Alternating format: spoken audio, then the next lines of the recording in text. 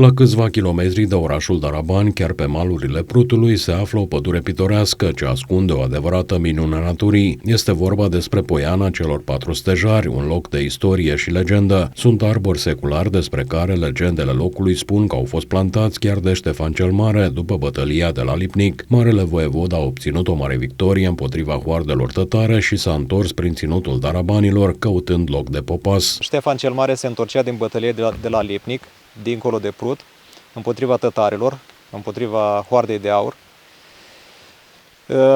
Îl avea prizonier chiar și pe fiul hanului tătar Mamac și fiind luna august, fiind foarte cald, atunci când au traversat Prutul,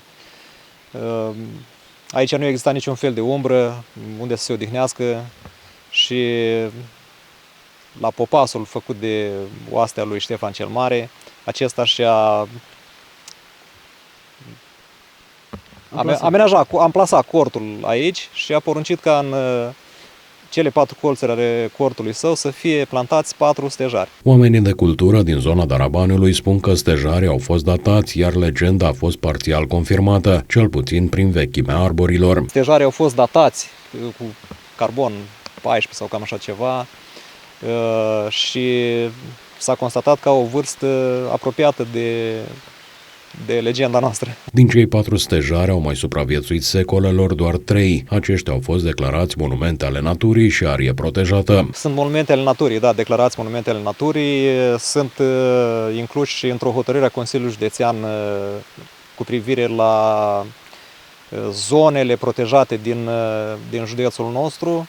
Este singura zonă din orașul Darabani care este inclusă în acea hotărâre de Consiliul Județean. Specialiștii în istorie spun că, dincolo de legendă, prezența lui Ștefan cel Mare în actualul județ Botoșani este un fapt confirmat, mai ales prin ctitoriile sale. A existat o prezență, să zicem, a marelui voievod Ștefan cel Mare în zona Botoșani? Bineînțeles că a existat. Avem niște mărturii care sunt niște certitudini, nu doar niște povești sau niște legende care ni s-au transmis până astăzi.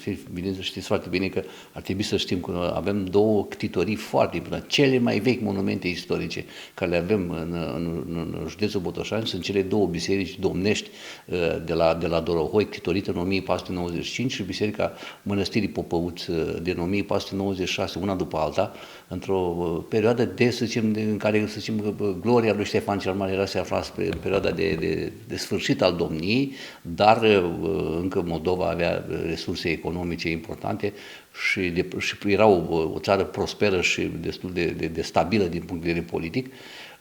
Iar aceste critorii atestă acest lucru. Bătălia de la Lipnic a avut loc pe 20 august 1470. Armatele lui Ștefan au urmărit hoarda tătărască venită să prade în Moldova, au trecut vadurile Prutului și au prins pe cotropitori în zona Lipnicului. Oastea tătărască a fost măcelărită, fiind luați prizonieri inclusiv fiul și fratele marelui Han Mamac.